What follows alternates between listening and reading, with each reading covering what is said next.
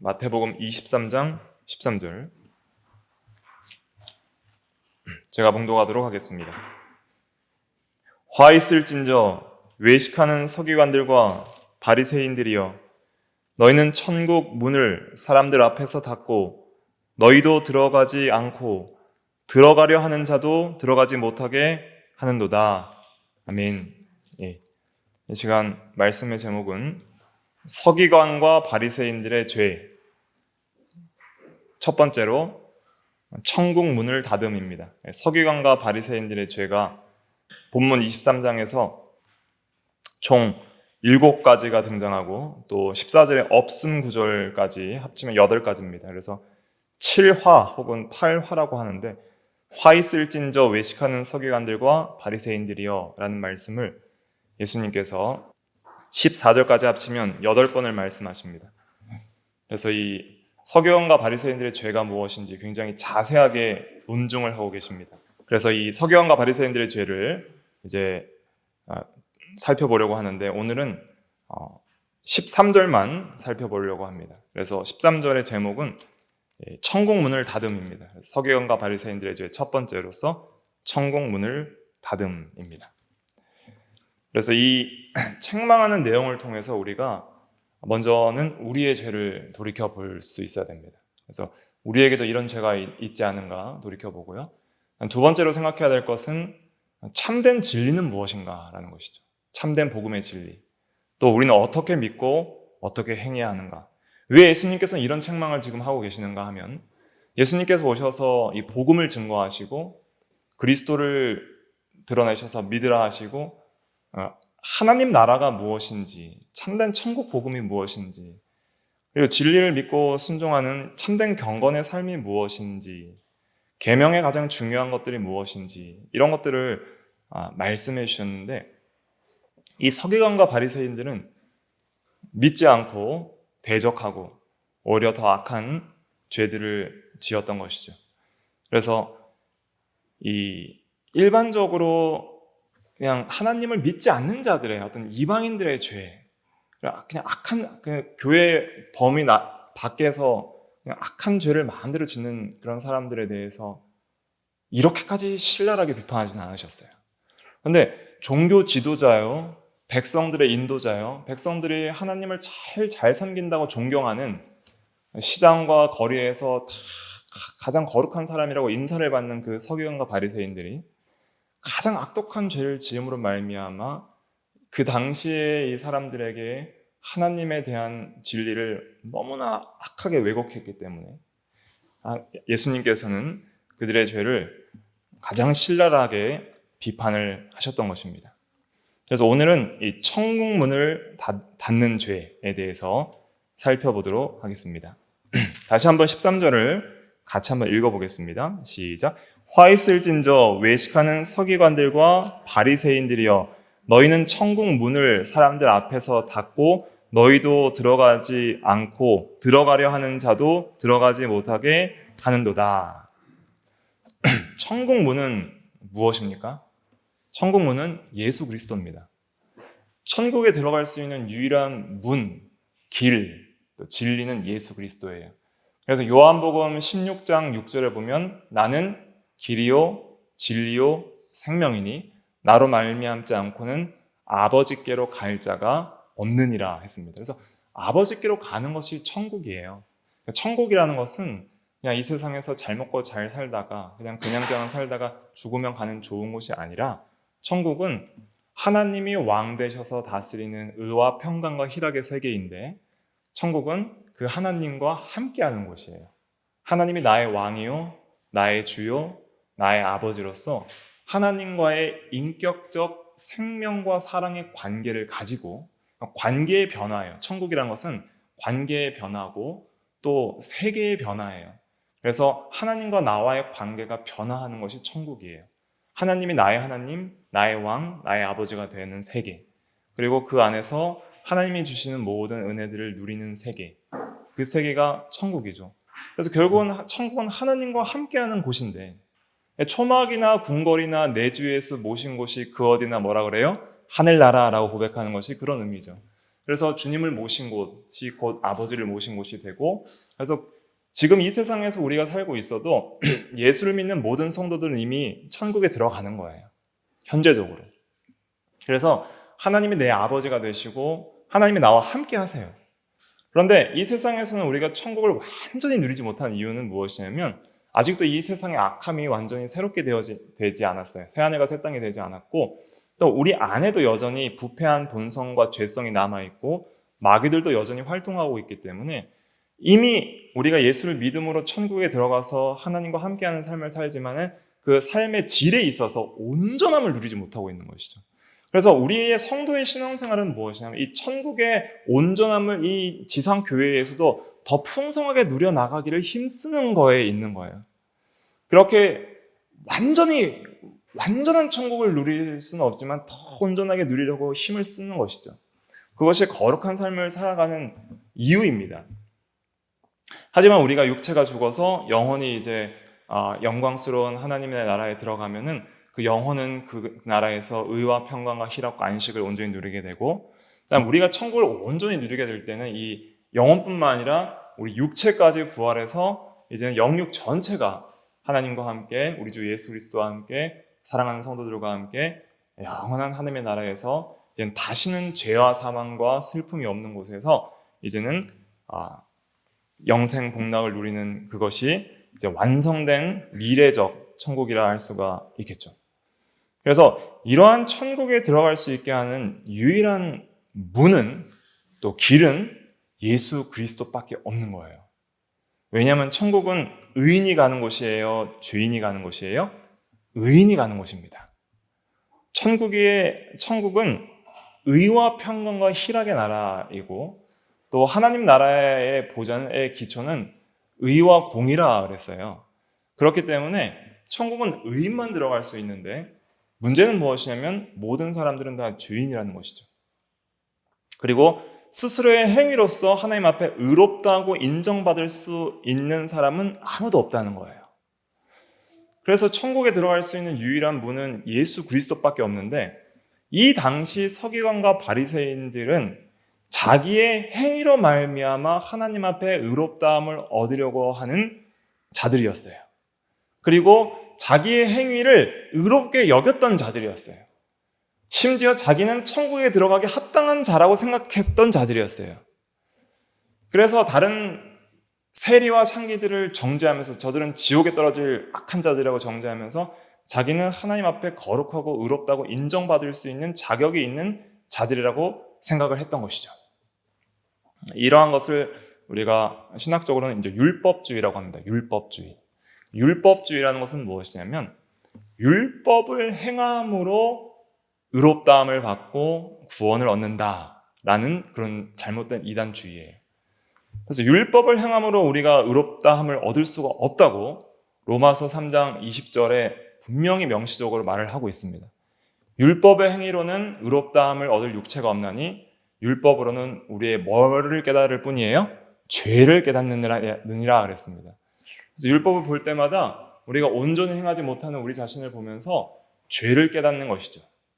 그런데 서기관과 바리새인들은 죄를 깨닫는 면이 없었어요. 성경에 보면 바리새인들의 회개를 기록한 그런 성경이 없습니다. 바리새인들이 겸손한 모습을 보여주는 그런 모습들이 없어요. 나중에 예수를 믿은 그런 바리새파에 속한 예를 들면 사도 바울 같은 경우에는 예수 믿고 나서 그 성령의 은혜로 말미암아 회개하게 된 것이지 스스로 자기를 낮추고 어린아이와 같이 겸손하고 나는 죄인입니다. 나는 구원받을 자격이 없습니다. 나는 죄인 중에 괴수입니다. 오직 하나님의 은혜만을 의지합니다. 이런 고백을 하지 않고 오히려 바리새인들의 기도는 어떤 기도였어요? 누가복음 18장에 보면은 나는 일주일에 2번 금식하고 11조를 드리며 저 세리와 창기와 같지 않은 것을 감사하나이다.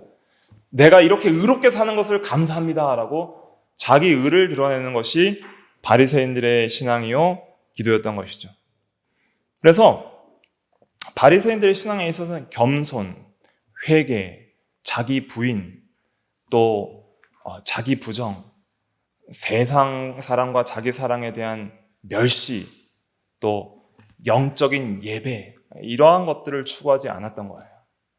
바리새인들이 추구했던 건 무엇이냐면 자기 의를 드러내는 자기 자랑, 또 외식, 그리고 율법의 외적 준수, 형식주의 신앙.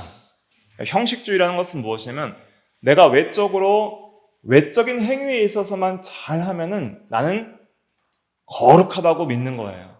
외적인 행위에 있어서 철저하게 자기의 삶을 통제하는 거예요. 안식일에 하지 말아야 될 것 안 하고, 해야 될 것 해야 된다는 것들은 또 자기들의 그 만든 사람의 계명을 따라서 정말 사소한 건 열심히 지켜요. 사소한 건 열심히 지키면서 또 정말 율법에 중한 바 의와 인과 신, 또 내적인 하나님 사랑과 이웃 사랑에 대한 그러한 중요한 계명들, 이러한 중심 계명들은 다 버리면서 박하와 회향과 근체의 11조 같은 거 있잖아요. 그거 이제 채소를 가리키는 거거든요. 우리가 11조를 할 때에도 소득의 11조를 이렇게 드리고 막 사소한 것 선물 받았다고 모든 걸 다 그냥 케이크 받으면 케이크 10분의 1 잘라서 갖다 드리고 이렇게 하진 않잖아요. 근데 바리새인들은 그렇게 했다는 거예요. 뭐 채소 하나 거두면 채소가 이렇게 있으면 10등분해서 10분의 1을 그 채소 뿌리 그 10분의 1을 그걸 드리는 거예요.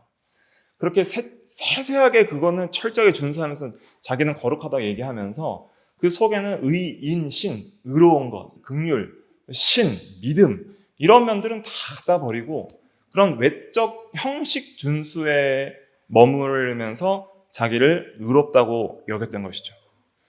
그러한 율법주의에 가득했던 그러한 사람들이기 때문에 회개하고 복음을 믿고 예수를 믿음으로 우리가 의롭다함을 얻고 우리는 하나님 앞에 전적인 타락하고 부패한 죄인이라는 그러한 겸손한 마음과 진리를 깨닫는 마음이 없었던 거예요.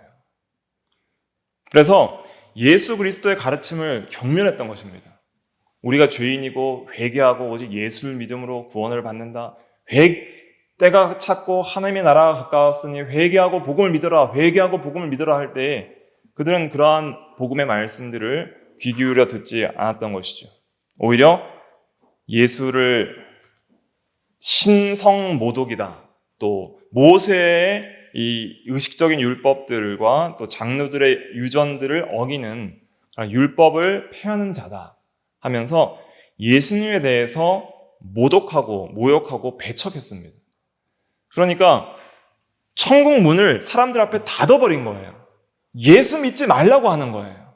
예수 믿는 것이 구원의 유일한 길인데 예수님을 신성 모독하는 그러한 죄인 취급하고 예수님을 바알세불을 힘입어서 귀신을 쫓아내는 그런 악령 들린 사람이라고 말을 하고 예수님의 가르침에 대해서 오히려 율법을 거스른다고 그렇게 모욕을 하고 배척을 하여서 사람들 앞에 그 유일한 천국의 문, 그 천국 문이 직접 성육신에서 그들과 함께 있는데 그 문을 닫아버리는 거예요. 그러면서 자기도 들어가지 않으려고 했습니다. 왜냐하면 자기들을 의롭게 여겼기 때문에 자기의 어떠한 명예 영광과 욕심을 채우기 위한 그러한 가득한 욕심을 버릴 수가 없었기 때문에 예수를 믿으면 이런 걸 다 버려야 돼요. 예수님을 믿는 도는 자기 부인이 따라야 되고 세상과 자기 사랑에 대한 모든 것들을 버려야 하고 주님을 나의 하나님으로 모시고 주님이 가르치시는 그 바른 진리의 도를 따라야 하는 것이 예수 믿는 도인데 그들은 이 예수 믿는 도를 따르기 싫기 때문에 그러한 모든 것들을 다 버리는 거예요. 예수님께서 돈을 사랑하지 말라 하니까 바리새인들이 그걸 우습게 여겼어요. 왜냐하면 바리새인들은 돈을 사랑하는 자들이라 그랬거든요.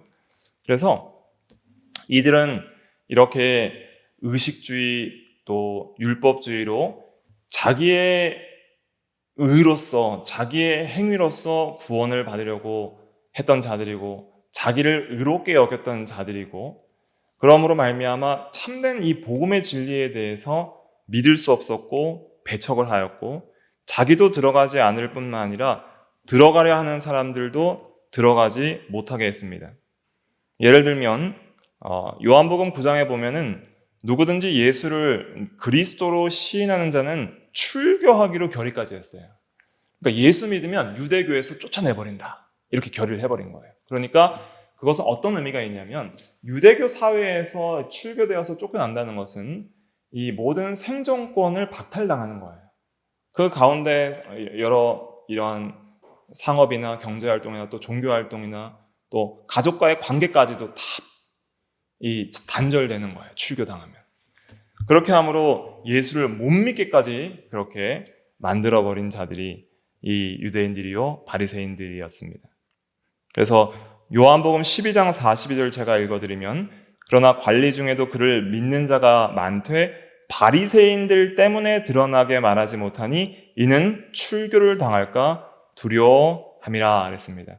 그래서 예수를 마음속으로도 어느 정도 이제 믿으려고 하는 사람들도 드러내서 못 믿는 거예요. 내가 예수를 그리스도라고 시인하면 어떻게 되기 때문이에요? 출교당하기 때문이죠. 그래서 요한복음 9장에 그 나면서부터 소경된 자가 예수를 그리스도로 시인할 때 그는 출교당했습니다. 하지만 예수님께서 그를 만나주시고 그와 함께하여 주셨던 것이죠. 그래서 우리는 오늘날도 이 바리새인과 같은 이러한 율법주의와 또 의식주의 신앙이 우리에게 없는지 한번 점검해 볼 필요가 있는 것입니다. 우리는 우리의 행위로 말미암아 구원받을 수 없다는 것을 믿죠. 이것이 중요한 복음의 진리 중에 하나입니다. 그래서 오직 예수 그리스도를 믿음으로 말미암아 의롭다함을 얻는 것을 우리가 믿습니다. 그럼 예수 그리스도를 믿음으로 말미암아 의롭다함을 얻는다는 것은 내가 예수를 믿을 때에 성령께서 그리스도와 우리를 연합시킵니다. 그 무엇을 믿는 것이냐면 예수 그리스도의 복음의 진리를 믿는 거예요. 나는 전적으로 하나님 앞에 타락한 죄인인데 예수님께서 나의 죄를 대신하여 죽으셨다가 살아나셨다 하는 그 복음의 진리를 내가 온전히 믿을 때에 성령께서 그 진리 안에서 우리를 그리스도와 연합시키십니다. 그래서 이 그리스도와 연합의 교리가 성경에서 매우 중요하게 신약성경에서 등장하는 거예요. 그래서 이 연합을 그리스도 안에 혹은 그리스도와 함께라고 표현을 합니다. 그래서 우리는 그리스도 안에 들어가고 그리스도와 함께하기 때문에 이제는 그리스도와 내가 따로 떨어져 있는 것이 아니라 성령 안에서 함께 연합되는 거예요. 그래서 그리스도의 완전하신 의가 우리에게 전가되고 또 나의 죄가 그리스도께 전가되는 거예요. 한번 따라해 보실까요? 의정가 죄정가, 의정가 죄정가, 이 두 정가를 믿어야 됩니다. 그래서 이 세상의 모든 인간은 그리스도 외에 다 죄인이에요. 온전한 의를 행한 인간은 한 명도 없어요. 그런데 오직 예수 그리스도만이 참 하나님이심에도 불구하고 또 참 사람으로서 온전한 인간으로서 온전한 순종을 하나님께 드려 온전한 의를 이루신 유일한 분이 예수 그리스도예요. 근데 그 예수 그리스도의 그 온전한 의가 자신만을 위한 것이 아니라 택한 모든 백성들을 대표해서 이룬 의이기 때문에 그 예수를 믿는 모든 성도들에게는 그 의가 그냥 은혜로 선물로 주어지는 거예요. 그래서 소유리 문답에서는 칭의는 하나님의 구원의 은혜라 그렇게 말을 하고 있습니다. 그래서 예수 그리스도를 믿음으로 그리스도와 연합된 우리가 의를 전가받고 또 우리 죄는 그리스도께 전가돼서 그리스도 안에서 사함을 받고 그리스도의 의를 우리가 전가받아서 그리스도 안에서 우리가 의롭다함을 얻는 거예요. 자, 여기까지는 우리가 그래도 많이 들어보셨을 것이고 여러분들이 믿는 진리임을 아실 것입니다. 그럼 이제 예수 믿는 우리 성도의 입장에서 보겠습니다. 우리 성도의 입장에서 여러분들은 하나님 없이 하나님 앞에 의롭게 살 수 있습니까? 네, 이게 이제 문제인 거예요. 우리는 이제 거룩하게 살아가야 됩니다. 하나님께서 우리에게 명령하시면 내가 거룩하니 너희도 거룩하라. 하나님의 뜻은 이것이 너희의 거룩함이라. 성령을 따라 행하여라. 두렵고 떨림으로 너희의 구원을 이루라. 거룩함과 경건함으로 살아라. 하나님께서 우리에게 이런 명령을 주십니다. 마치 우리가 이 모든 것을 내 힘으로 할 수 있는 것처럼 그렇게 말씀하시는 거예요. 물론 우리에게 능력이 있습니다. 우리에게 전에 없던 새 사람이 생겼어요. 예수를 믿으면 의롭다함을 받는 것뿐만 아니라 예수 생명이 우리에게 주어져서 전에 없던 새 사람이 우리 안에 탄생하게 됩니다. 그걸 중생이라고 해요. 그래서 이 새 사람은 하나님을 알고 사랑하고 순종하게 되는 그런 능력이 있는 사람이죠. 그래서 하나님께서 거룩하게 살라고 명령을 하십니다. 그러면 우리는 하나님 없이 한순간도 우리의 힘과 능력으로 그냥 세 사람의 그 힘만으로 우리가 거룩하게 살아갈 수 있나요? 성경은 그렇게 말하지 않습니다. 성경은 한 번도 하나님 없이 너희 스스로의 능력만으로 하나님 앞에 구원받은 성도라 할지라도 하나님 앞에 거룩하게 살아갈 수 없다고 얘기합니다. 요한복음 15장에는 분명히 너희가 나를 떠나서는 아무것도 할 수 없다고 얘기를 하는 것이죠. 그래서 오늘 나눠드린 신앙고백서 16장 한번 보세요. 선회에 관하여. 선회에 관하여 16장 한번 보십시오.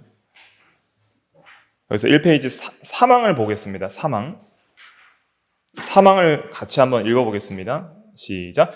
그들이 선을 행할 수 있는 능력은 결코 그들 자신에게서 나온 것이 아니고 전적으로 그리스도의 영으로부터 나온다. 이것이 중요합니다. 이것이 우리의 신앙 고백이 되어야 되는 거예요. 그들이라는 것은 성도들을 가리킵니다. 성도들이 선을 행할 수 있는 능력은 결코 그들 자신에게서 나온 것이 아니고 전적으로 그리스도의 영, 즉 성령으로부터 나온다는 것입니다. 거기에 대한 근거 구절은 요한복음 15장 3절부터 5절 말씀입니다. 3절부터 5절 같이 읽어볼게요. 시작. 너희는 내가 일러준 말로 이미 깨끗하여졌으니 내 안에 거하라. 나도 너희 안에 거하리라.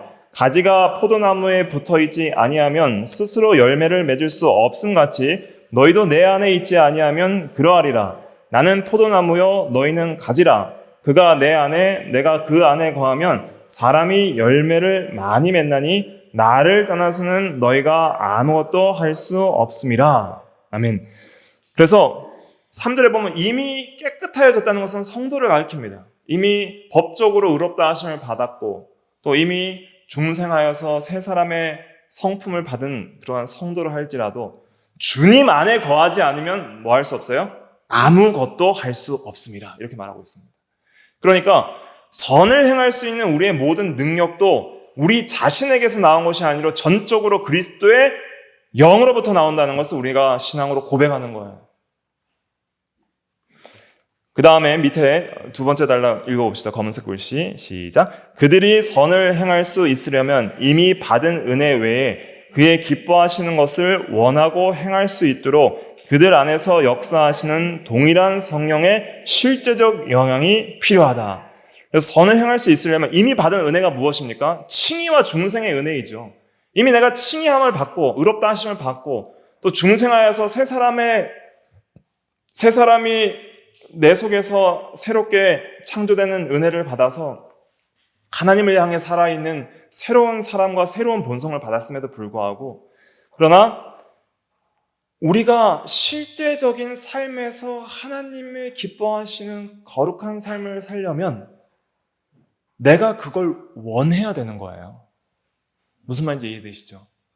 내가 하나님을 사랑해야 되고 내가 하나님을 순종하기를 원해야 돼요. 자원해서 원하지 않으면 그건 순종이 아니에요. 바리새인들의 불순종은 바로 이것이었습니다. 바리새인들은 외적으로 자기가 잘 지킨다고 하는 그런 계명들을 만들어서 외적 형식적으로는 준수를 했죠. 형식주의죠. 그러나 그 속에는 원함이 없었던 거예요. 원함. 하나님은 그것을 가리켜서 외식이라고 합니다. 외식이라는 것은 속은 전혀 그렇지 않은데 겉은 그런 척하는 연기하는 것. 연기하다가 외식의 의미예요. 연기하는 거예요. 가면 쓰고 연기하는 것. 속에는 하나님을 미워하는 마음과 율법을 미워하는 마음과 자기 사랑과 세상 사랑이 가득하면서 겉으로는 하나님 사랑합니다. 이웃을 사랑합니다. 라는 연기를 하는 것을 외식이라고 합니다.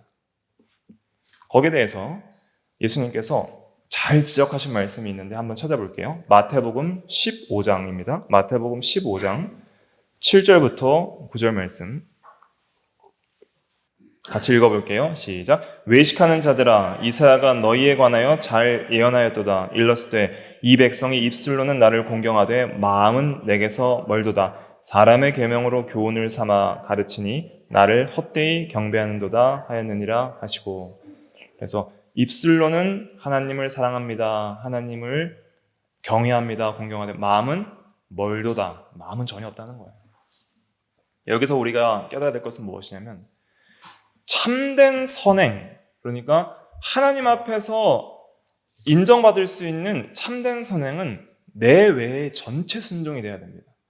외적 준수뿐만 아니라 마음의 온전한 순종까지 이루어져야 되는 거예요. 마음이 없으면 그것은 외적으로 특별히 우리가 뭐 외적인 간음죄 안 지고 특별히 살인죄 안 지고 특별히 도둑질 안 하고 특별히 말로 거짓말 안 해도 마음에 그 하나님을 사랑하는 마음이 없고 이웃을 사랑하는 마음이 전혀 없으면 하나님께서는 그러한 삶의 행위들을 받지 않으시고 미워하시는 거예요. 그러면 온전한 선행이 얼마나 어려운지를 우리가 알 수 있죠. 그럼 결국은 우리가 매일의 순간 가운데 정말 마음으로 정말 진심으로 원해서 순종하려면 내 힘으로는 안 된다는 것을 고백할 수밖에 없는 거예요. 그래서 바울은 그의 서신 로마서 7장에 내 육체 안에 선한 것이 하나도 없다고 고백을 하고 있습니다.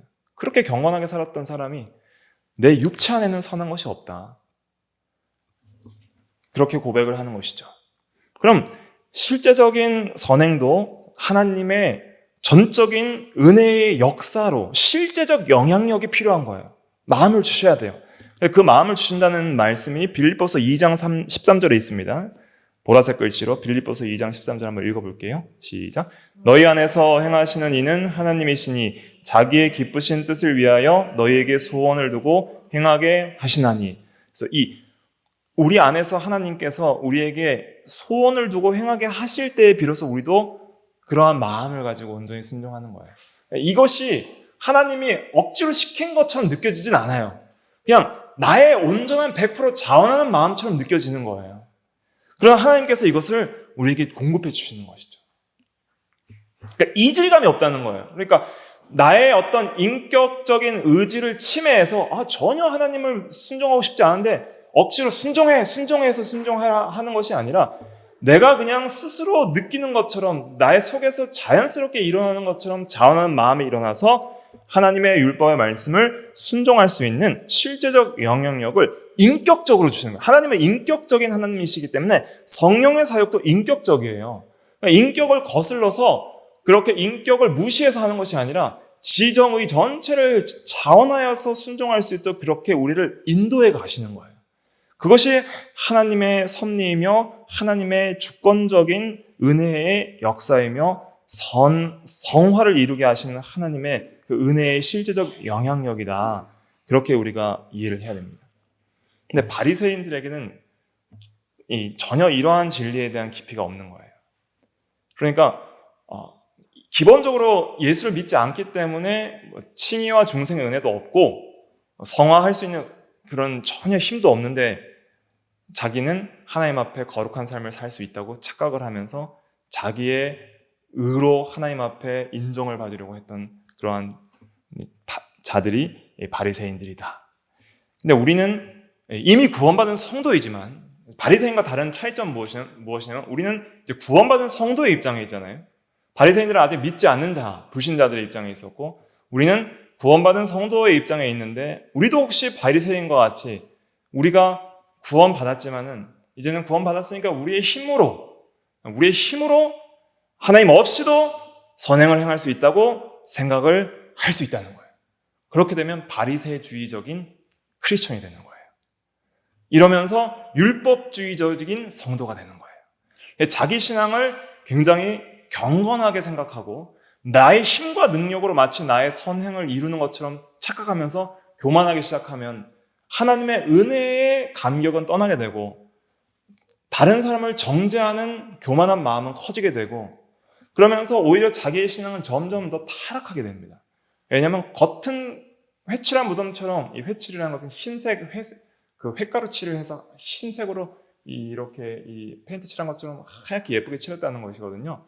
그 회칠한 무덤 안에는 썩은 시체 냄새가 나는 것처럼 우리의 외부적인 행위는 특별히 흠잡을 데가 없다 하더라도 이 귀한 진리의 말씀을 우리가 이해하지 못하면 속은 온갖 악한 생각으로 가득 찬 외식적인 크리스천이 되는 거예요. 그러면 이 신앙에 있어서 괴리감 속에 사는 거예요. 교회에 나와서는 거룩한 목사다, 장로다, 집사다 하는 그러한 그 높임을 얻기 위해서 최대한 말과 행실을 존중하지만 속은 온갖 악한 생각들을 가지고 세상에 나가서 조금 이제 이런 교회의 범위에서 벗어나면 자기 마음대로 살려고 하는 그러한 욕구가 나오게 되는 것들, 이러한 것들을 우리가 경계를 해야 하는 것입니다. 그렇다고 해서 우리의 책임이 없는 건 아닙니다. 그 사망, 이제 세 번째 단락 검은 글씨 한번 읽어보겠습니다. 시작. 그렇다고 해서 성령의 특별한 활동이 없이는 어떠한 의무라도 수행할 책임이 없는 것처럼 생각해 나태해서는 안 된다. 오히려 그들 자신 안에 있는 하나님의 은혜를 불러일으키는 데 있어서 부지런해야만 한다. 그래서 빌립보서 2장 12절 말씀 같이 읽어볼게요. 시작. 그러므로 나의 사랑하는 자들아, 너희가 나 있을 때뿐 아니라 더욱 지금 나 없을 때에도 항상 복종하여 두렵고 떨림으로 너희 구원을 이루라. 그래서 하나님은 우리에게 책임을 물으십니다. 그리고 두렵고 떨림으로 너희의 구원을 이루라. 그래서 인간의 책임 100%를 명령하시고 물으시는 거예요. 그래서 우리는 이러한 책임이 있는 줄 알고 그 의무를 힘써 수행하려고 했어야 됩니다. 그런데 수행하려고 했을 때 내 힘으로 되는 것이 아니라는 것을 깨닫고 전적으로 누구를 의지해야 돼요? 그리스도를 의지하고 특별히 성령을 따라 행하라 그랬습니다. 갈라디아서 5장 16절에 성령을 의지해야 됩니다. 그래서 성령 하나님이시여 나의 마음에 자원하는 마음과 소원을 두고 하나님을 온전히 순종하게 하여 주시옵소서. 주여 내가 그리스도 안에 거하기를 원합니다. 주님을 떠나서 나는 아무것도 할 수 없사오니 주여 나의 마음을 주장하사 주님의 마음을 품게 하여 주시옵소서. 이러한 기도와 간절한 소원을 가지고 주의 말씀과 또 주님을 더 의지하고 더 깊이 생각할 때에 이러한 은혜들을 주시는 거예요. 마음이 중요한 겁니다. 하나님의 중심을 보세요. 이 사람이 나를 의지하고 있는가 아니면 나를 떠나서 자기를 의지하고 있는가를 하나님은 아시죠. 우리는 뭐 잘 못 느끼고 그냥 우리 마음대로 살아갈 때가 많이 있지만은 하나님은 아시는 거예요. 이 사람의 마음에 하나님을 의지하는 것이 있는가 아니면 자기를 의지하고 살아가는가. 그래서 우리가 우리의 모든 구원의 시작과 완성이 전부 하나님의 은혜임을 고백해야 됩니다. 그렇다고 해서 우리의 책임이 없다는 것은 절대 아닙니다. 우리는 하나님의 명령을 받아서 그 앞에 순종해야 될 책임이 있습니다.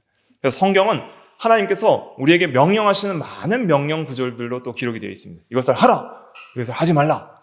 그 명령은 있지만은 너희가 나를 떠나서는 그 명령을 지킬 수 있다 이런 말은 없는 거예요. 명령은 있지만은 그 명령이 내가 스스로의 힘으로 할 수 있다는 의미는 아닙니다. 오히려 나를 떠나서는 할 수 없다고 말씀하시는 거예요. 지키라 하지만은 너희가 나를 떠나서는 지킬 수 없다. 그러므로 그 명령을 온전히 지키는 유일한 길은 하나님을 전적으로 의지하는 길밖에 없다는 것을 우리가 깨달아야 하는 것이죠. 이것이 성경이 증거하는 진리입니다. 이러한 진리의 깊이를 안다면 바리새인들처럼 이렇게 함부로 교만할 수가 없는 거예요. 근데 사도 바울은 자기가 예수 믿기 전에 이러한 교만한 마음을 가졌죠. 그래서 빌립보서 3장에 보면은 율법의 의로는 흠이 없는 자라라고 고백을 했던 것이죠. 그러나 그 바울이 예수를 믿고 나서 완전히 바뀌어서 이제 온전히 하나님의 은혜를 찬양하게 됩니다. 그것이 오늘 1페이지 마지막에 고린도전서 15장 10절이죠. 고린도전서 15장 10절 같이 한번 읽어볼게요. 시작. 그러나 내가 나 된 것은 하나님의 은혜로 된 것이니 내게 주신 그의 은혜가 헛되지 아니하여 내가 모든 사도보다 더 많이 수고하였으나 내가 한 것이 아니요 오직 나와 함께 하신 하나님의 은혜로라. 그래서 나의 나 된 것은 하나님의 은혜로 된 것이니 이것을 항상 우리가 먼저 고백해야 됩니다. 이것을 고백한다는 것은 모든 영광을 하나님께 돌리고자 하는 신앙의 중심에서 나오는 거예요. 우리의 모든 신앙의 삶은 오직 하나님께 영광이 돌아가야 됩니다. 나의 행위와 나의 의를 자랑하는 것은 있을 수가 없는 거예요. 내게 주신 그의 은혜가 헛되지 않아서 내가 모든 사도보다 더 많이 수고하였다고 고백하고 있습니다. 바울은 정말 헌신적으로 하나님의 일에 수고했습니다. 그래서 상대적으로 비교해 볼 때는 다른 사도보다 더 많이 수고했다고 말할 수 있을 정도로 정말 열심히 살았습니다. 그런데 그 산 것이 자기의 의와 행위에서 나온 것이 아니라 오직 하나님의 은혜가 헛되지 않아 그 은혜로 된 것이니 내가 한 것이 아니요 오직 나와 함께 하신 하나님의 은혜로라 고백하고 있습니다. 그러니까 내가 온전히 100% 한 것은 맞지만은 그렇게 할 수 있게 된 원동력은 어디에 있다는 거예요? 하나님의 은혜로라. 이것이 이 복음의 진리를 바로 믿는 성도의 신앙의 고백입니다. 그렇기 때문에 이러한 진리에 대한 깊이를 이해하면은 우리가 점점점 더 거룩한 삶을 살아갈수록 우리는 더 겸손해질 수밖에 없는 거예요. 이 거룩한 삶의 이 신앙의 이 성장과 죄를 깨닫는 깊이는 같이 가는 겁니다. 내가 더 거룩하게 살수록 내가 얼마나 더 죄인인지를 깊이 깨닫는 거예요. 왜냐하면 거룩하게 살수록 하나님께 가까이 나아가기 때문에 내가 거룩하게 살수록 하나님의 빛 가운데 더 가까이 나가고 하나님과 더 함께하기 때문에 하나님의 빛 아래서 우리를 볼 때 우리의 속에 죄가 더 많이 드러나는 거예요. 더 많이 드러나기 때문에 오라 나는 공고한 사람이로다 이 사망의 몸에서 누가 나를 건져내랴 오직 나의 나 된 것은 하나님의 은혜로라 하는 그 고백 속에 하나님 없으면 죽습니다 하는 그런 간절한 심령으로 하나님만을 붙들려고 애를 쓰는 그런 어린아이와 같은 겸손한 신앙이 참된 성화를 이뤄나가고 참된 믿음을 가진 구원받은 성도에게 이러한 일들이 일어나는 거예요. 그런데 하나님을 모르는 사람일수록 교만합니다. 바리새인들은 하나님을 모르는 자들이었어요. 바리새인들은 하나님을 알지도 못하고 하나님의 의도 모르는 사람들이었어요. 하나님의 의가 얼마나 높은 수준의 의를 요구하는지를 안다면은 바리새인들은 자기의 그 너무 부족한 죄악된 의를 가지고 하나님 앞에 의롭다고 인정받을 수 있다고 생각을 하지 않았을 거예요. 그러나 바리새인들은 자기의 의를 세우려고 하나님의 의에 복종하지 않았습니다. 오늘 나눠드린 프린트 1페이지 맨 위에 보시면 선행과 하나님의 말씀이라고 있죠. 1번 1항을 한번 같이 읽어볼게요. 1항 시작. 선행은 오직 하나님께서 자신의 거룩한 말씀으로 명령하신 것이지 사람이 말씀에 근거 없이 사람들의 의해 맹목적인 열심이나 선한 의도를 구실로 해서 고안해낸 것이 아니다. 바리새인들은 이러한 것을 고안해서 자기의 의를 드러내기 위한 그러한 사람의 계명들을 많이 가르쳐서 이 계명을 지키면 의롭게 사는 것이라고 말을 했던 것이죠. 그러나 하나님의 거룩한 말씀에 떠난 것은 그것은 절대 선행의 근거가 될 수 없다고 말하고 있습니다. 그러면서 이제 중요하게 봐야 될 구절이 무엇이냐면 로마서 10장 2절부터 4절입니다. 로마서 10장 2절과 4절 같이 읽어볼게요. 시작. 내가 증언하노니 그들이 하나님께 열심히 있으나 올바른 지식을 따른 것이 아니니라. 하나님의 의를 모르고 자기 의를 세우려고 힘써 하나님의 의에 복종하지 아니하였느니라.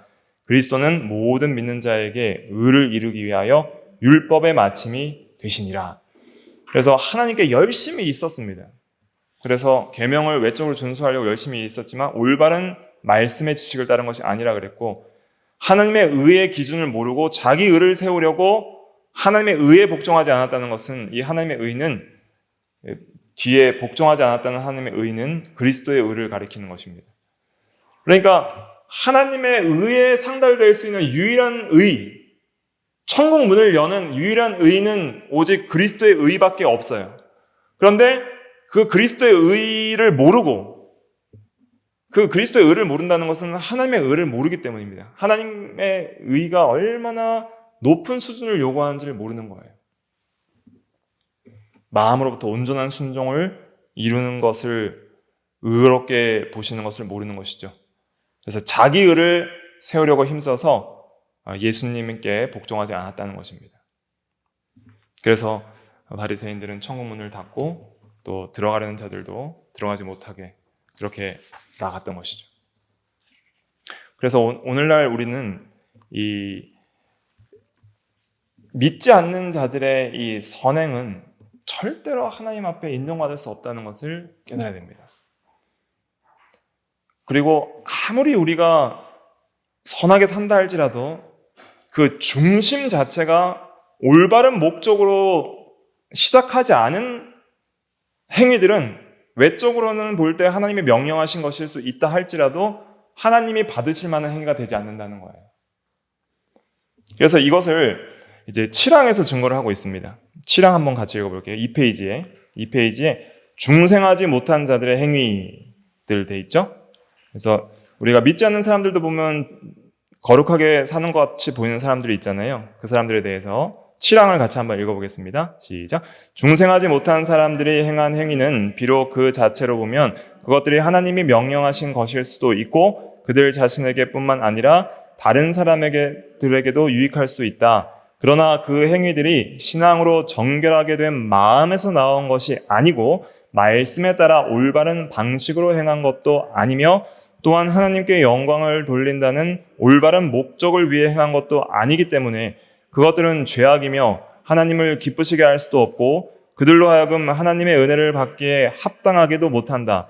하지만 선행을 게을리하는 것은 더욱더 죄가 되며 하나님을 더 진노하시게 한다. 근데 외적으로 볼 때는 하나님의 명령을 지키는 사람들처럼 보일 수 있지만 세 가지가 잘못된다는 거예요. 첫째는 마음에서 나온 것이 아니고 또 말씀의 올바른 방식을 따른 것이 아니고 하나님의 영광을 위한 것도 아니기 때문에 죄악이라는 거예요. 하지만 그렇게 하지 않는 것이 더 큰 죄다라고 말하고 있습니다.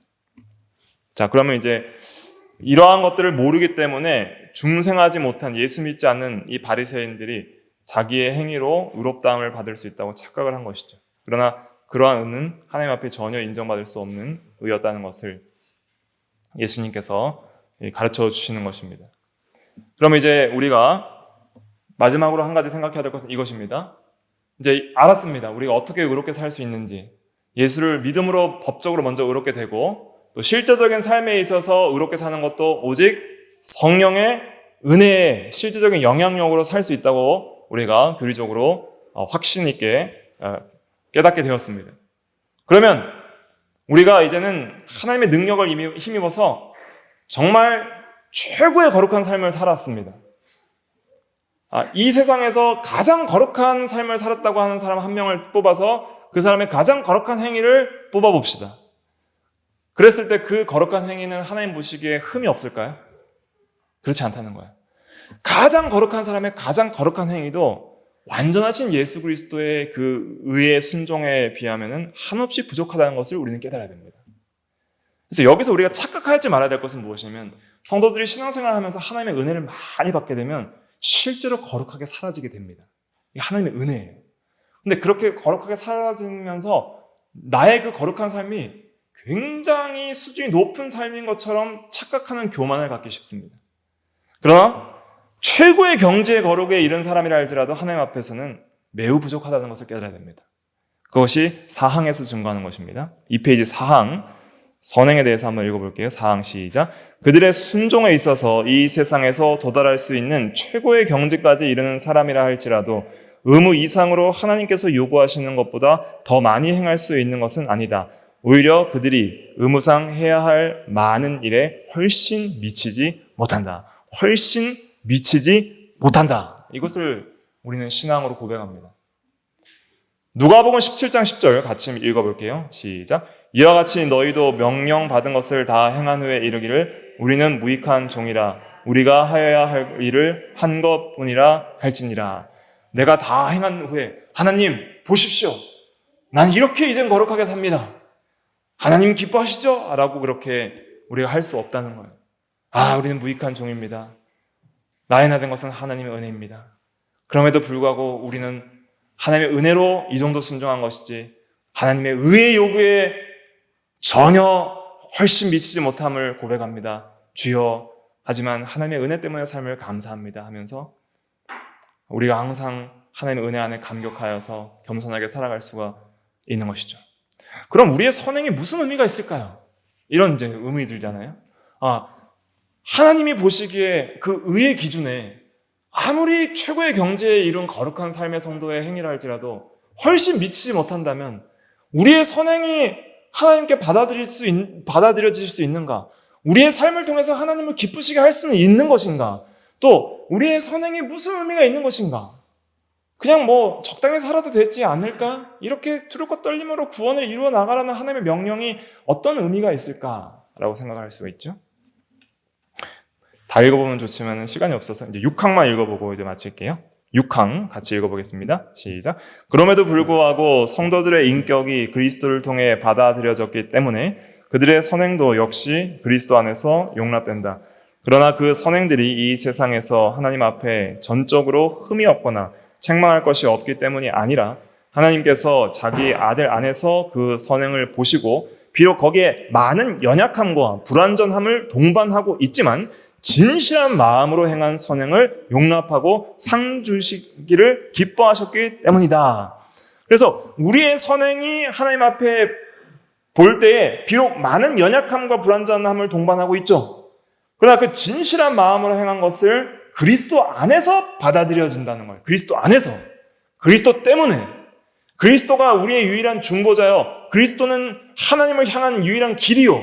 참된 생명 길이요. 천국 문이기 때문에 우리의 이 어린아이와 같은 흠 많은 연약한 이 선행도 그리스도 때문에 하나님 아버지께는 기쁨으로 받아지는 거예요. 우리가 자녀들을 키우다 보면 어린아이들이 엄마 아빠에게 뭐 선물로 주는 것들 있잖아요. 뭐 찰흙 인형을 진짜 무슨 뭘 만들었는지는 모르겠지만 그냥 자기가 만들었다고 선물로 주거나 뭐 자기가 먹던 뭐 먹다 남은 그 한 입 베어 먹은 걸 참외를 이렇게 먹으라고 준다거나 부족하죠. 그게 우리의 온전한 극상품 참외를 정확하게 깎아서 바치는 것이 아니라 그냥 먹다가 남은 거 주는 거죠. 그런 것처럼 불완전하지만 그들의 마음에 사랑하는 마음과 또 그가 나의 자녀이기 때문에 받아들여지는 것이죠. 자녀가 아니라면 그걸 받으시겠습니까? 지나가던 사람이 아무나 지나가던 사람이 먹다가 참외 드세요 하면 받으시겠냐는 거예요. 우리는 못 받죠. 그러나 아이가 그렇게 하는 것은 우리가 받는다는 것은 그러한 사랑의 관계 때문에 우리가 받아지는 것이죠. 그래서 그리스도 안에서 우리가 하나님의 자녀 되었기 때문에 그리스도 안에서 그 아들을 사랑하시는 하나님 아버지로서 우리의 그 아버지의 사랑 안에서 우리의 선행이 받아지게 되는 것입니다. 거기에 대한 또 근거 구절은 히브리서 13장 20절과 21절에 있습니다. 20절과 21절 같이 읽어볼게요. 시작. 양들의 큰 목자이신 우리 주 예수를 영원한 언약의 피로 죽은 자 가운데서 이끌어내신 평강의 하나님이 모든 선한 일에 너희를 온전하게 하사 자기 뜻을 행하게 하시고 그 앞에 즐거운 것을 예수 그리스도로 말미암아 우리 가운데 이루시기를 원하노라. 영광이 그에게 세세 무궁토록 있을지어다. 아멘. 모든 선한 일을 이제 행하게 하시고 그 받으시는 것이 예수 그리스도 안에서 그리스도로 말미암아 이루어지기 때문에 그렇게 받으시는 것이다라고 우리가 이 21절 말씀을 또 이해할 수 있겠습니다. 그래서 이제 딱 정리를 하셔야 됩니다. 오직 예수를 믿음으로만 구원을 받는 것입니다. 의롭다함을 받고 하나님의 자녀가 되고 천국에 들어가고 영생을 얻는 것 오직 예수입니다. 그런데 예수 믿는 성도들도 이제 이 세상에서 한순간이라도 하나님이 받으실 만한 선행을 할 수 있는 것도 누구의 은혜예요? 하나님의 은혜예요. 예수 그리스도 안에서 성령의 실제적인 은혜 주심을 따라서 우리가 선행을 할 수 있습니다. 그런 선행을 했다고 우리가 교만해서 됩니까? 안 됩니까? 안 됩니다. 내가 다른 성도보다 뭐 더 많이 뭐 선행을 했다고 해서 너는 못하고 나는 한다고 해서 그런 비교의식에 젖어서 교만해서 함부로 교만한 마음을 품을 때는 반드시 넘어지게 되어 있습니다. 선줄로 아는 자는 넘어질까 조심하라 그랬죠. 선줄로 아는 그 즉시 넘어지고 있는 거예요, 이미. 항상 겸손해야 됩니다. 그러나 우리의 이 선행의 의미가 있는 이유는 무엇이냐면 하나님께서 우리를 사랑하시기 때문이에요. 하나님이 그리스도 안에서 우리를 사랑하시기 때문에 우리의 이 불완전하고 부족한 선행조차도 하나님은 기뻐하시고 우리에게 그 불완전한 선행조차도 다 받으시고 상 주시기를 기뻐하시는 거예요. 하나님이 자신을 더욱더 계시해 주시고 우리에게 필요한 모든 은혜들을 상으로 주시는 거예요. 이 놀라운 복음의 진리와 구원에 대한 귀한 진리들을 이해를 하면 바리새인들과 같이 함부로 교만할 수 없다는 것을 깨닫게 됩니다. 그래서 이 귀한 진리를 우리가 붙들고 더욱더 믿음으로 살아가는 우리가 되어야 되겠습니다. 기도하겠습니다.